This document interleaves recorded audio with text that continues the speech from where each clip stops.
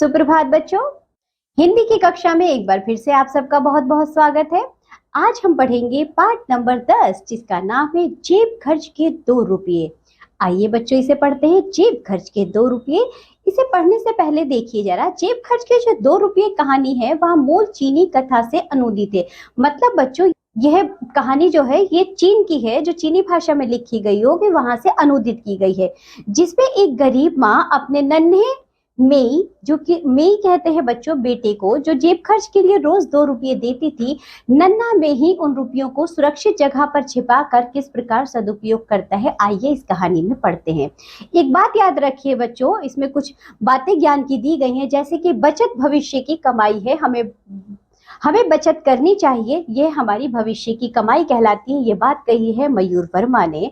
आपका वेतन आपको अमीर नहीं बनाता, आपकी बचत करने की आदत बनाती है। बच्चों आपका वेतन चाहे कितना भी हो वो आपको अमीर नहीं बना सकता जब तक आप बचत करने की आदत नहीं डालेंगे, यानी कि हमें फिजूल खर्च नहीं करने चाहिए। आइए इसे पढ़ते हैं।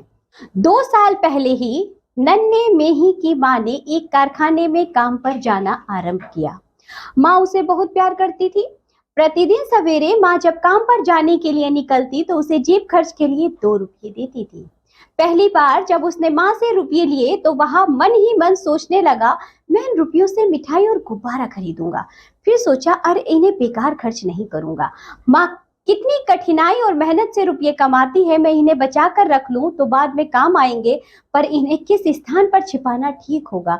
नन्हा में ही 2 रुपये के सिक्के छिपाने की जगह के बारे में सोच ही रहा था कि अचानक 2 रुपये के सिक्के उसके हाथ से गिरकर फर्श के एक छेद में जा गिरे। उसने सोचा ये तो गड़बड़ हो गई।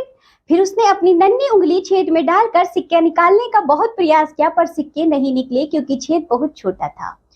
उसके नीचे से 2 रुपये बाहर नहीं निकल सकते थे। फिर मेई ने आश्चर्य से अपनी बाहें फैलाकर कहा, अरे ये तो पैसे जमा करने के लिए वास्तव में बहुत ही अच्छी जगह है। कोई देख भी नहीं सकता और ले जा भी नहीं सकता। ये तो सचमुच ही एक सुरक्षित स्थान है। बस फिर क्या था, उस दिन से नन्हा मेई रोज माँ से जेब खर्च के 2 रुपये के सिक्के लेकर फर्श के नीचे डाल देता था। इस प्रकार पलक झपकते ही 2 वर्ष बीत गए। एक दिन मशीन में काम करते समय माँ के हाथ में चोट लग गई। चोट बहुत गहरी थी। बस फिर क्या था, उस दिन से नन्हा में ही रोज माँ से जेब खर्च के 2 रुपये के सिक्के लेकर फर्श के नीचे डाल देता। इस प्रकार पलक झपकते ही 2 वर्ष बीत गए थे। एक दिन मशीन में काम करते समय माँ के हाथ में चोट लग गई। चोट बहुत गहरी थी। मेई की माँ काम पर नहीं जा पाई और उन्होंने 1 महीना घर पर आराम किया। अब नन्हे मेई को जेब खर्च भी मिलना बंद हो गया था। कुछ दिन बाद माँ फिर से काम पर जाने लगी। एक दिन नन्हा मेई अकेला फर्श के ऊपर बैठकर 2 साल पहले की घटनाओं के बारे में सोच रहा था। सोचते सोचते स्वयं ही मुस्कुराने लगा। कुछ दिनों में मैं फर्श के नीचे से सारे सिक्कों को निकाल लूंगा और माँ के लिए कपड़े खरीदूंगा। नए नए कपड़े देखकर माँ कितनी खुश होंगी। नन्हा मेई अभी सोच ही रहा था कि माँ काम से वापस लौट आई। वह भागता हुआ गया और उसने माँ को पुकारा, पर माँ ने कुछ भी नहीं कहा। ऐसा लगता था शायद माँ आज बहुत चिंतित और दुखी थी और बोलना भी नहीं चाहती थी। कुछ ही देर में बाहर से किसी ने दरवाजा खटखटाया। जैसे ही दरवाजा खुला तो एक आदमी ने घर में प्रवेश किया और ऊंचे स्वर में माँ से बोला, तुमने मुझसे 200 रुपए उधार लिए थे, क्या लौटाने नहीं है? श्रीमान जी मुझे क्षमा कर दीजिए, मैं पिछले महीने काम पर नहीं जा पाई, परंतु अब मैंने काम पर जाना शुरू कर दिया है। अब मैं आपके 200 रुपये शीघ्र ही लौटा दूंगी। क्या आप कुछ दिन और प्रतीक्षा कर सकते हैं? नन्हे मेही की माँ ने कहा। उस आदमी ने जैसे ही यह सुना तो गुस्से से मेज पर हाथ मारने लगा और बोला, पिछले महीने भी तुमने यही कहा था, मैंने पहले ही इतने दिन इंतजार कर लिया, पर तुमने अभी तक रुपये नहीं लौटाए, और यदि तुम आज मेरे 200 रुपये नहीं लौटाओगी तो मैं तुम्हें जेल में डलवा दूंगा।